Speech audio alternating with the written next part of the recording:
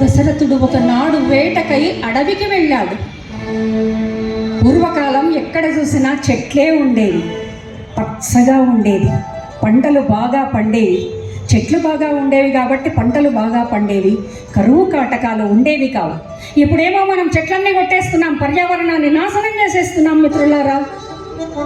అట్లా కాకుండా పర్యావరణాన్ని రక్షిస్తున్నటువంటి వాళ్ళకి నమస్కారం తెలుపుకుంటున్నాం.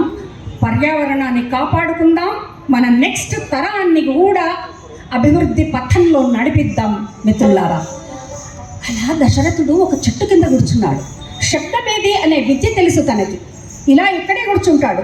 ఒక 2-3 కిలోమీటర్ల దూరంలో ఏదైనా శబ్దం వినిపిస్తే ఇక్కడి నుంచే బాణం వేసి కొట్టగలడు ఆయన. ఒక్కొక్కసారి మనకు ఎక్స్ట్రాగా ఉన్న శక్తుల వల్ల లాభం కలుగుతుంది, నష్టం కూడా కలుగుతుంది.